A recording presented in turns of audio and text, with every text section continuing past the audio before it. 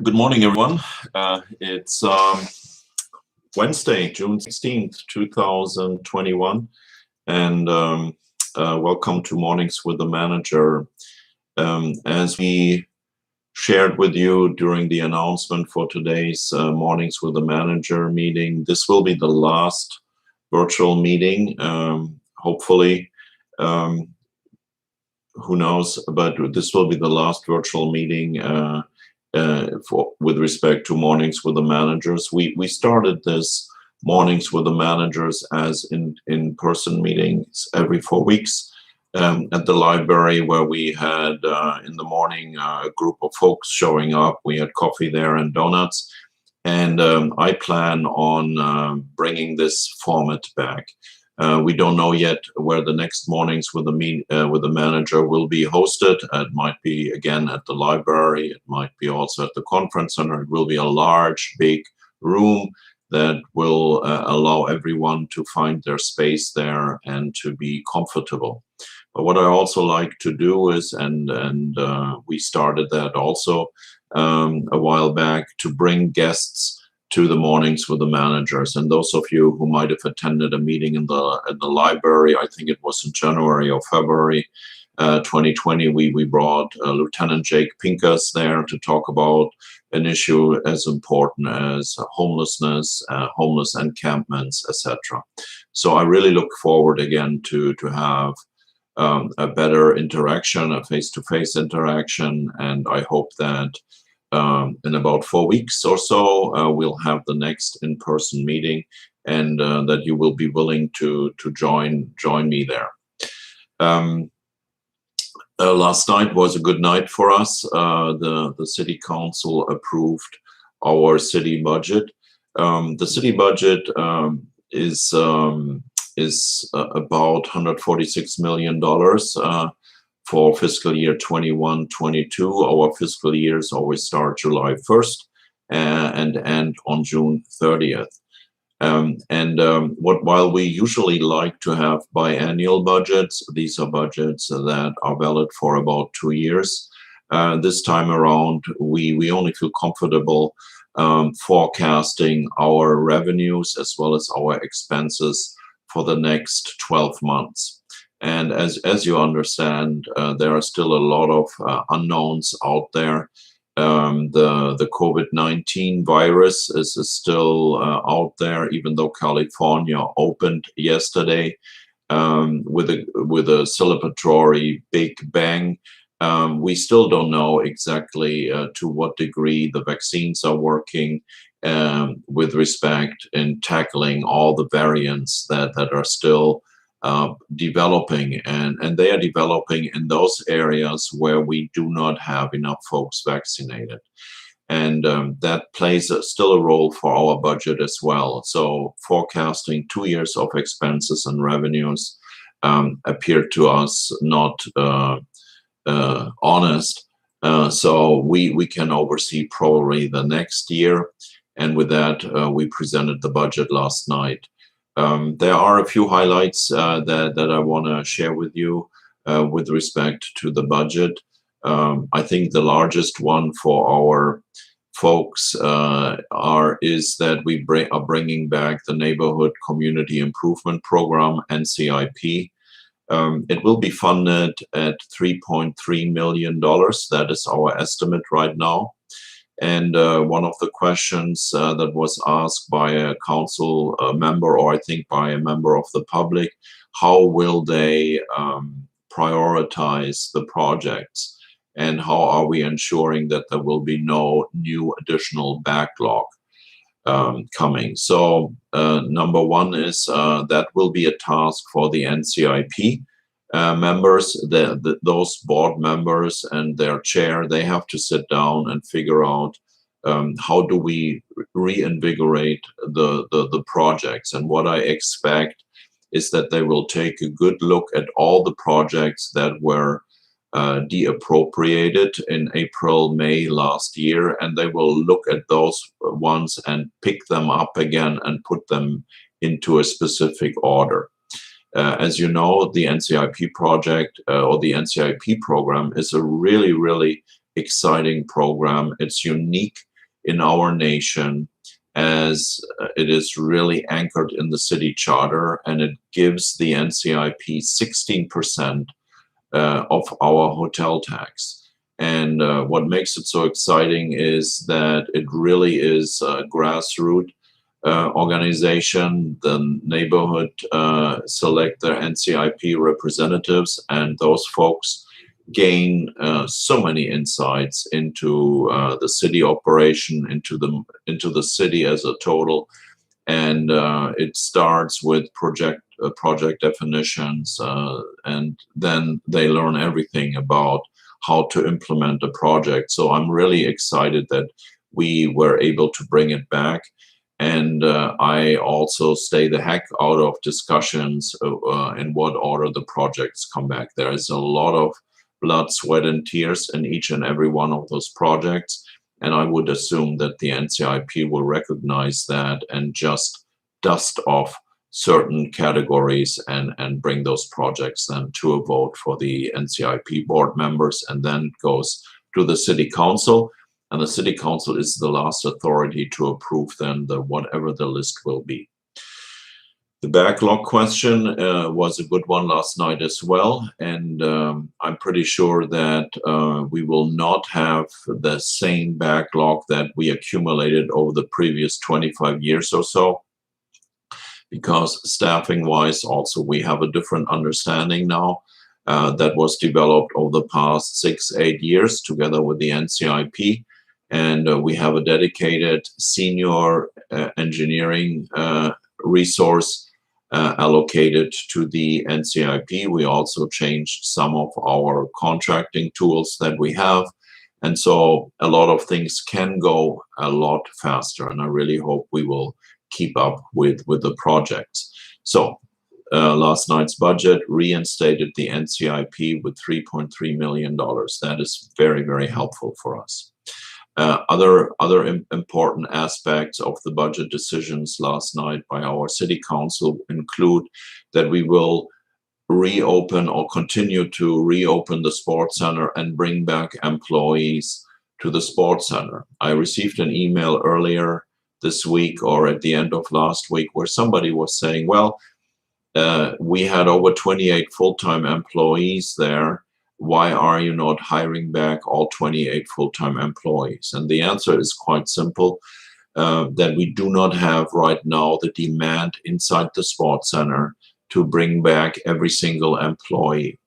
As we are set up right now with our projected income and our projected expenses in the sports center, we are still expecting to run a deficit over the next 12 months in the sports center, which will be around $2 million to $2.5 million. And that's what it costs to operate the sports center with the additional full-time employees that we are bringing back. These are around 6 more full-time employees that we are bringing back. And it includes also the cost of the utilities.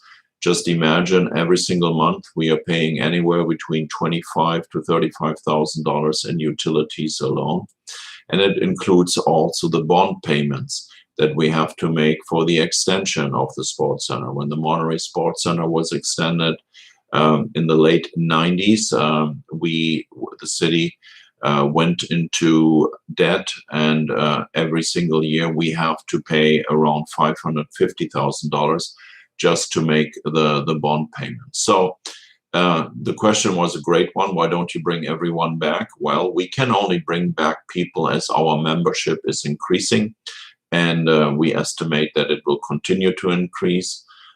We know that our pools are full again, and also with the new reopening for California, we don't have to do social distance lap swimming there anymore. So all those things will come back, and we will bring back around 6 full-time employees plus dozens of part-time employees, which we previously also had in the sports center. And as you know, it is an area or a facility in which we also hire high school students, young college students, just to help us and offer them also jobs that are paying above minimum wage. So the budget approved positions for the sports center. We also brought back positions in recreation, and we will be reopening Scholze Center soon. That's our senior center. We will be talking to the Alliance of Aging. We are hoping that we might be able also to enter into a new arrangement with them, where the Alliance of Aging maybe plays a more prominent role also in staffing that facility. We also bring other folks back into the recreation division. The recreation team had about 38 full-time employees prior to COVID-19. This is not your usual recreation department. This was a very large-scale operation when you compare it to other cities. And we're bringing back a few more full-time employees to help us also with the programming aspects of recreation. We usually have large summer programs. We have them already started for this year, and I think something between 100 to 200 part-timers are again helping us throughout the summer with the various programs. We have a Whispering Pines day camp again. Yesterday the sports center was filled with screaming kids. So we have a lot of programs that we are bringing back, but we also bring back the full-timers that we really need to organize a lot of those programs. The library is the next on the list. The library also will be bringing back something like 5 full-time employees in addition to the employees that we already brought back for programming purposes. The library will still remain closed for public access until those folks are on staff. We expect that we will physically opening the doors sometime in July. We are hoping that it might be the mid of July, but it could also be the end of July. We also will fire up again our bookmobile. And I'm very excited that the bookmobile again will drive around and will help those folks that are having difficulties getting to the library, or maybe never heard about the library. And just by showing up in neighborhoods, having those bookstops and getting kids and their parents interested, going inside that bookmobile and finding something to read, it is really a stimulating experience when you see the bookmobile coming. So the bookmobile again, after 1 year of sitting around, will be driving around and serve folks such as those folks living in senior facilities, etc. That's the library. And again, just to round it up, the library board of trustees helped us to put that budget together. My thanks goes out to the library board of trustees, because their budget proposal that we implemented really acknowledged the fiscal challenges that we have in the city. So I'm very grateful for their understanding and contributions. What we also will reopen for a few hours, at least a week, or maybe a few hours even every day, will be Colton Hall Museum. That's where in 1849 the Constitution for the state of California was signed, and where we had our constitutional assembly with 47 delegates arriving here in Monterey. And it's very important for a lot of reasons that building is open again. And so that's our first attempt again to reopen some of those historical facilities that the city has in their portfolio. Colton Hall, again, will be open. We will just run it with part-timers. And again, we are working on that, accomplished as well. Police department, we are bringing back the assistant chief of police. When Assistant Chief Clark retired last year in June, we left that position unfilled. But we are bringing back the Assistant Chief of Police, and July 1st will be the first day for a person in our police department who is getting promoted to that position. Subsequently, we will backfill that position. And also we are bringing back an additional police officer. We had 3 positions frozen last year. This will bring back 1 more officer, and it will help us also throughout the summer season with all the additional events that are coming now again to us. So last year, while we could afford it to a degree because there were not as many events where we needed to have police present there. Again, an additional police officer will be coming back. That leaves us with 2 more positions that are frozen.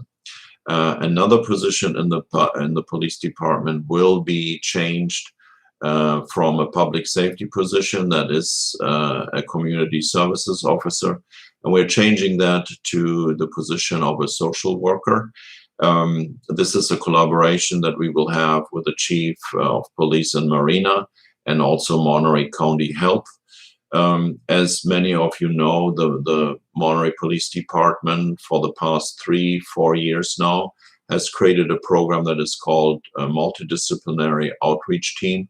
And it consists out of specially trained police officers, but also it allows 5 agencies who are working in the social services arena to work inside the police department and accompany our police officers for certain calls for service.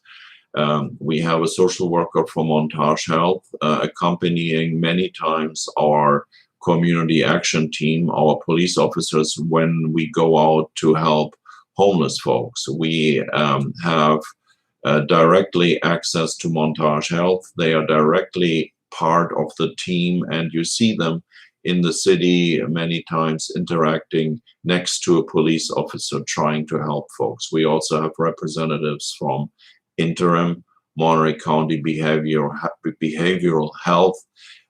Also, we have representatives from a domestic violence group there who also help us when we have domestic violence calls. So this team called MDOT, Multidisciplinary Outreach Team, has already a lot of folks, civilians, so to speak, work in areas that help with all the challenges we encounter in the field: homelessness, mental health, drug addiction, etc. We will add another social worker there. It takes 3 to tango in this case. We are hoping that the City Council of Marina will be also approving that allocation of funds. And then we have another additional social worker here helping Monterey and Marina with calls of that nature. The budget also contained other elements. We are funding the Monterey County Convention and Visitors Bureau at the traditional level of 6%. 6% of our hotel tax goes towards the destination marketing. We feel it's important to fully fund it because, again, as you all know, the hospitality industry is a strong employer here. And the losses of the hospitality industry in Monterey County were $1.8 billion last year. So let that number roll through your brain one more time: $1.8 billion. It is a $3.2 billion pre-pandemic industry, and the pandemic resulted in many losses that you all have seen here on the peninsula and specifically in Monterey. So we are fully funding them with 6% of the expected TOT. That number will be about $1 million that we will put into marketing efforts. And important to note is that most of the marketing efforts result in conference center sales, conference center business, group sales, and these are the group sales that we need throughout the week. Monday through Thursday, we need the hotels to be filled with conference center participants, and so it's very important that we have that, because the conference center participants, again, are the ones then that will visit during the week downtown, Old Town, Wharf 1, Canary Row for lunch and dinner. They will take tours, they will take trips to Carmel, to PG, to Pebble Beach, etc. So it's important that the MCCVB gets their fair share. Also in the budget are a variety of other things. We will bring back the trolley service. That is this service where people, residents, or also tourists can jump on the trolley and ride for free from the parking garages to Monterey Bay Aquarium and back. We cannot fully fund the trolley this year, so we were able, through the initiative also from Monterey Salinas Transit, to create a new partnership, and we will have the trolley operating on weekends, starting the July 4th weekend, on weekends only, and ending probably on Labor Day. So again, the trolley will be there. The trolley will transport shuttle people on weekends for free between the parking garages and Monterey Bay Aquarium and then back. We hope with that to offer an alternative transportation, and we also hope that this will de-stress our main arterials, especially Lighthouse and Foam. So I'm very excited that we funded that. MST is for the first time chipping in the cost, and 40% of the cost are carried by the city of Monterey, 40% carried by MST, and 20% of the cost are carried by the aquarium. So that's also a good solution, and we are excited about that. If you walk downtown, you will see the trolleys driving already. They are just training their drivers right now. So don't get too excited. It says, sorry, no pickup right now. They are just retraining the drivers, and they are checking out all the locations, and they're checking out the routes again. Yeah, that's with respect to an overview over the budget. We are strengthening also our housing office. We had eliminated one position there because for various reasons, but one of the main reasons was also that we needed additional funding for the emergency rental program.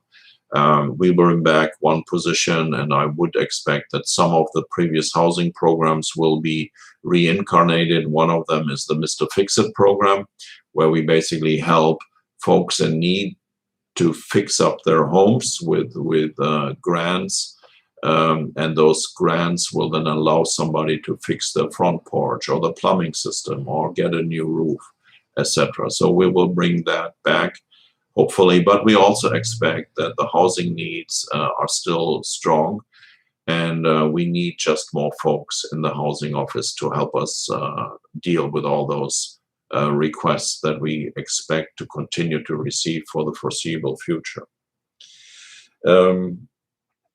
Let me switch from the budget. Again, grateful for the council's leadership last night, grateful for all you callers who called in and shared with us your opinion about the budget. We will now talk about the events that we will hold at the sports center, at the conference center. We will have, for the first time next week, the first larger conference in the conference center, about 220 to 250 attendees inside the conference center. There will be a lot of rules still inside, but again, that's a good sign that we have for 3 days next week people back in that beautiful facility. And so that is also showing us that that side of business is picking up, and we will issue a media release also sometime this week to let the media know, and with that also try to promote our conference center as a destination. Yesterday at the farmers market, we were able to vaccinate another 12 folks. That's good. 12 people are better than 0 people. And the week before, I think we had just 3 people vaccinated at the farmers market. So is this a new trend or just more people showing up? I want to close with the following thoughts. We have to be diligent with respect to COVID-19. A key takeaway of our budget message yesterday was that only one variable knows what will happen over the next 10, 12 months. That's the COVID virus. And the Delta variant that we are experiencing across the globe right now, and that is already prevalent in some areas in the United States. The Delta variant can very well throw a wrench into the reopening of various institutions and states. The good news in all of that is that apparently the Delta variant is not as effectful if you are vaccinated. It shows that the vaccinations are very good in responding to that variant. The bad news in that message is if you have not received a vaccine, you are likely to be exposed to the Delta variant, which is 10 times more transmissible than any other variant prior to that. And that's the variant that actually is devastating India right now. So we know that some of our states, the southern states, have vaccination rates lingering around 20% to 25%. They will not make it if they don't pick up the vaccination rates there. State of California is very well underway to get herd immunity. So having said all that, 12 folks yesterday vaccinated at the farmers market. That's good. We need more vaccinations and we need to remain diligent. So in that spirit, we have once again in that spirit, we are keeping very well track of that, and we have to remain vigilant and aware that the virus will determine how our next 12 months are going. And of course, we can play a significant role by applying all the health guidelines and also getting vaccinated. So that is my virtual meeting for today. I really, really hope that we can meet in person in 4 weeks. Shoot me an email if you like to continue maybe to, Elizabeth Janisch asked a question about the impact of conference center bond on the city budget. There's zero impact on the city budget. And again, let me explain briefly why there is no impact for the conference center bond.